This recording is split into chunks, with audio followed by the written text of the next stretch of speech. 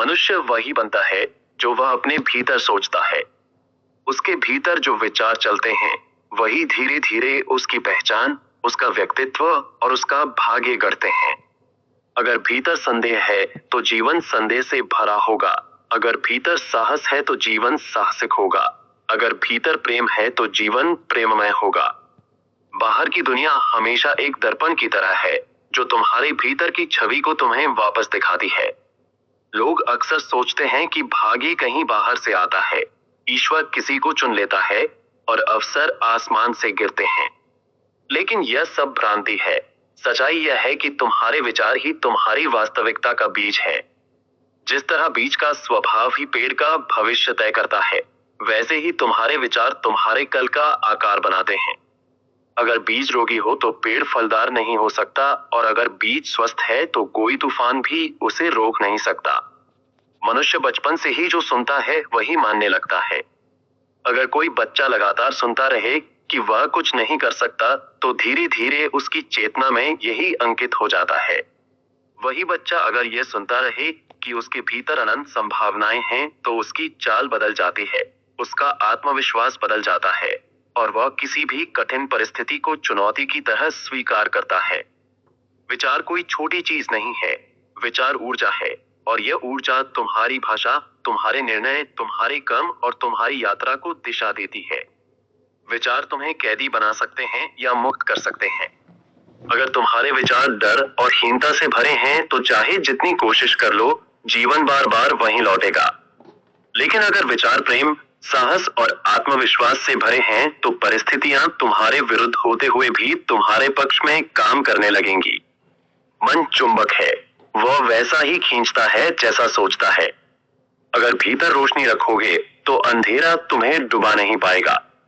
अगर भीतर अंधकार रखोगे तो सूरज भी सामने आकर तुम्हें रोशन नहीं कर पाएगा। इसलिए पहला कदम यही है कि अपने विचारों को पहचानो। हर नकारात्मक विचार को पकड़ो, देखो कि वह तुम्हें कहां ले जाएगा और फिर उसे छोड़ दो। हर सकारात्मक विचार को पोषित करो, क्योंकि वही तुम्हें वहां ले जाएगा जहां तुम जाना चाहते हो। चाहत भी उतनी ही जरूरी है। चाहत का अर्थ केवल शब्दों में कहना नहीं है कि मैं यह बनना चाहता हूं, मैं वह करना चाहता हूं। असली चाहत वह है जो तुम्हारी हर सांस में बस जाए। जैसे प्यासा व्यक्ति रेगिस्तान में चलता है तो उसे सिर्फ पानी चाहिए। वह पेड़ों को नहीं देखता, रेत को नहीं देखता, तारों का सौंदर्य नहीं देखता। उसकी आंखें केवल पानी खोजती हैं। यही गहरी चाहत है। लेकिन आम आदमी की चाहत सतही होती है। वह कहता है कि मुझे सफलता चाहिए, लेकिन वह आलस्य के साथ सोता है। वह कहता है कि मुझे ज्ञान चाहिए, लेकिन घंटों व्यर्थ की गतिविधियों में समय बर्बाद करता है। वह कहता है कि मुझे शांति चाहिए, लेकिन उसकी आदतें अशांति पैदा करती हैं। ऐसी चाहत चाहत नहीं, केवल कल्पना है। गहरी चाहत तब होती है जब पूरा अस्तित्व उसी दिशा में लग जाए। सांसें, रक्त, आंखें, सोच, जलन सब उसी ओर बढ़ने लगे। यही वजह है कि जिन लोगों ने इतिहास बदला उनकी चाहत साधारण नहीं थी। बुद्ध की चाहत केवल सत्य थी और उसी ने उन्हें महलों से जंगल तक पहुंचा दिया। एडिसन की चाहत केवल रोशनी थी और उसी ने अंधेरे में बल्ब जला दिया।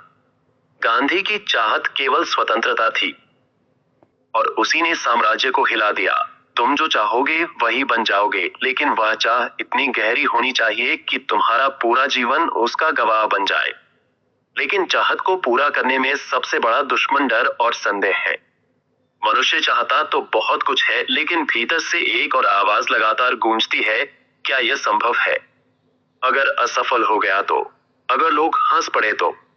यही डर और यही संदेह चाहत की जड़ों को सुखा देते हैं। भीतर हमेशा दो आवाजें चलती रहती हैं। एक कहती है हाँ मैं कर सकता हूं, दूसरी कहती है नहीं, यह मेरे बस की बात नहीं है।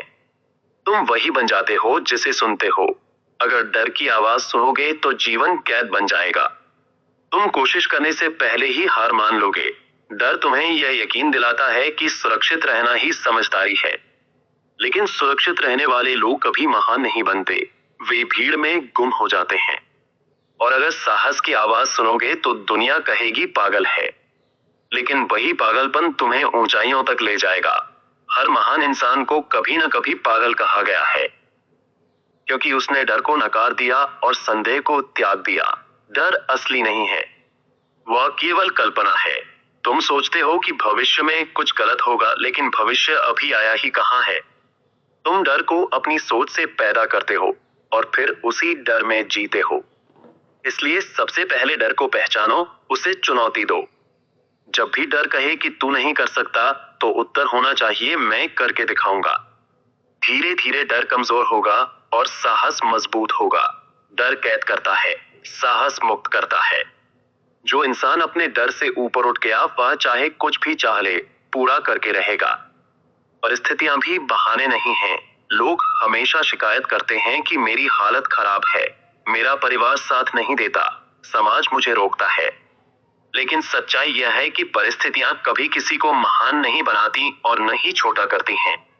महान वही बनता है जो कठिन परिस्थितियों को सीढ़ी बना लेता है, और छोटा वही रह जाता है जो उन्हें बहाना बना लेता है। जीवन में तूफान आएंगे, गरीबी का, असफलता का, अकेलेपन का। लेकिन असली प्रश्न यह है कि तुम उसे देखने का दृष्टिकोण क्या रखते हो। एक ही परिस्थिति में दो इंसान होते हैं, एक टूट जाता है और दूसरा और मजबूत हो जाता है। फर्क केवल दृष्टिकोण का होता है। अगर तुम्हारा दृष्टिकोण है कि हर मुश्किल मुझे कुछ सिखाने आई है, तो वह शिक्षक बन जाएगी। अगर दृष्टिकोण है कि मुश्किलें मुझे तोड़ने आई हैं, तो वे सचमुच तोड़ देंगी।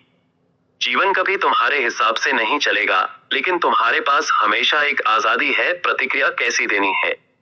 बुद्ध ने कहा था, दुख तुम्हारे पास आता है, लेकिन उसे पकड़ कर रखना तुम्हारा चुनाव है। असली दीवार जो तुम्हें रोकती है वह बाहर की नहीं, भीतर की नकारात्मक दृष्टि है। अगर तुम चाहो तो हर परिस्थिति को अवसर में बदल सकते हो। जैसे सीप में रेत का दाना मोती बन जाता है, वैसे ही जीवन की कठिनाई भी वरदान बन सकती है। लेकिन चाहत और सकारात्मक दृष्टिकोण भी अनुशासन के बिना अधूरे हैं। अनुशासन चाहत को हकीकत में बदलने का सेतु है।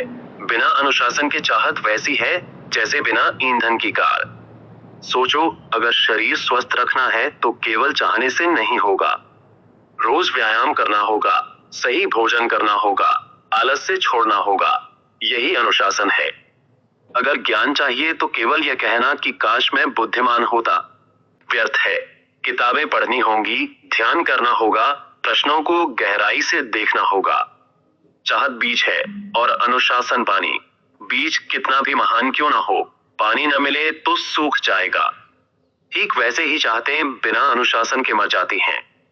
दुनिया में लाखों लोग सपने देखते हैं, लेकिन सफल वही होते हैं जिनके पास अनुशासन है। अनुशासन कैद नहीं, आजादी है। आजादी इस बात की कि तुम अपने आलस्य, कमजोरियों और डर से मुक्त हो जाओ। नदी जब तक बह रही है तो जीवन देती है। वही नदी अगर बिखर जाए तो केवल कीचड़ बन जाती है। अनुशासन नदी के किनारों की तरह है जो ऊर्जा को दिशा देता है और मंजिल तक ले जाता है। मनुष्य की सबसे बड़ी पूंजी उसका आत्मविश्वास है। अगर तुम खुद पर विश्वास नहीं करते तो कोई और क्यों करेगा।